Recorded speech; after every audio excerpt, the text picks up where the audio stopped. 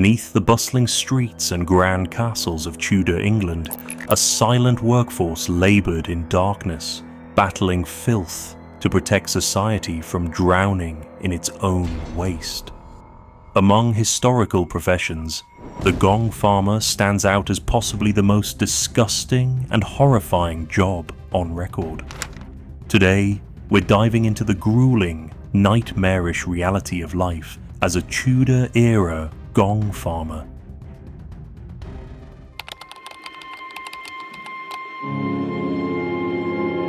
In medieval Europe, managing human waste became an urgent problem as towns grew.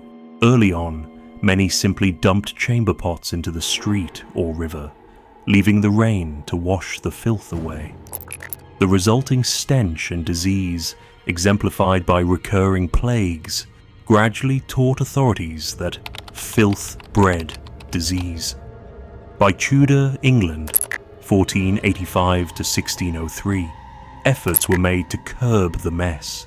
Cities built public latrines, and homeowners constructed private privies over cesspits. These cesspits would slowly fill over a year or two, until the waste threatened to overflow and contaminate streets and wells. It was only a matter of time before someone had to shovel out the foul contents. And thus emerged the gong farmer. The word gong came from the Old English gang, meaning to go, a slang word for both a privy and its contents. By trade, these men, sometimes called nightmen, dug out and carried off human excrement from privies and cesspits. Because their work was so malodorous and disturbing to the public, laws forbade them from working in daylight. A regulation from 1562 reads, "No gong farmer shall carry any ordure till after 9 of the clock in the night." As a result, all their labour took place under cover of darkness, roughly 9 p.m. to 5 a.m., when townsfolk were indoors and the streets were quiet. By the late 15th century, gong farmers were an established, if begrudged, part of urban life, even charging standard rates like 2 shillings per ton of waste removed, a testament to how vital and sizable the task of waste removal had become in an age before plumbing.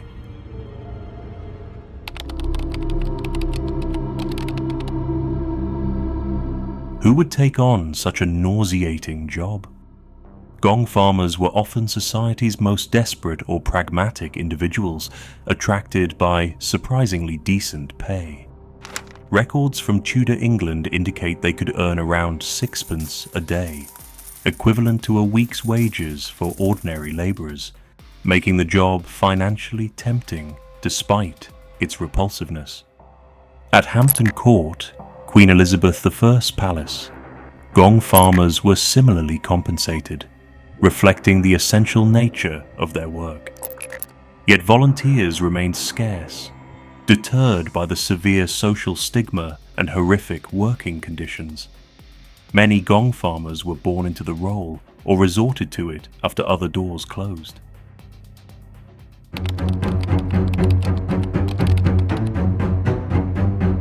On a typical night, a gong farmer's routine was a horrific mix of drudgery, danger, and disgust. Under cover of darkness, gong farmers set out with spades, buckets, and lanterns, navigating alleys to reach privies behind houses or castles. Some workers would announce their presence, signaling the end of privy use until cleaning finished. Typically working in teams of 3 to 4, one man would descend into the cesspit, shoveling the thick sludge into buckets. The air was thick, warm, and chokingly foul with ammonia and decay. Workers coped by smoking tobacco or tying vinegar-soaked cloths over their noses. The stench was so intense that even Queen Elizabeth I reportedly left Hampton Court Palace during cesspit cleanings. The pits were deadly traps, filled with toxic gases like methane and hydrogen sulfide. Above ground, teammates hauled up the heavy buckets by rope and transferred them onto carts. Occasionally, young boys were employed to maneuver into smaller spaces inaccessible to adults, turning gong farming into a grim family trade. A rare bonus was finding valuables, coins or jewelry inadvertently dropped into privies that gong farmers were allowed to keep. Waste was hauled beyond city limits, either discarded or sold to farmers as fertilizer. At dawn, exhausted gong farmers returned to isolated homes, attempting to wash off a stench that never fully disappeared. By evening, the cycle began anew, a ceaseless, grim battle waged in darkness so others could wake to cleaner streets.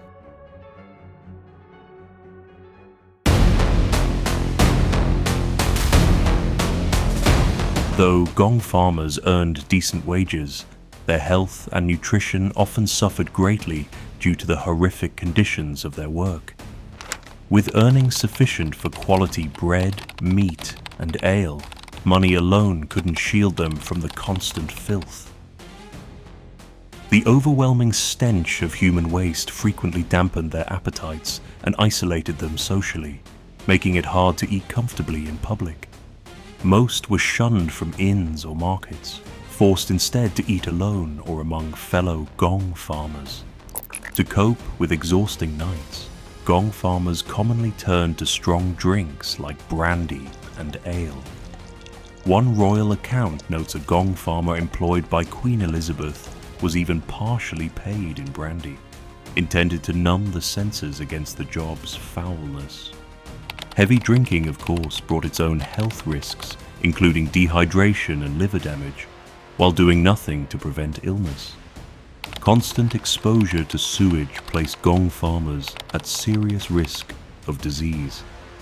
Dysentery, skin infections from cuts contacting contaminated waste, and chronic respiratory problems caused by toxic gases and ammonia inhalation were commonplace. Some gong farmers collapsed from sewer gas inhalation. Even if they avoided immediate catastrophe, years of exposure often resulted in severe chronic conditions and lasting physical damage. If you found this exploration into the life of a gong farmer interesting, be sure to check out our video on life of a galley slave during the Age of Sail, on your screen now.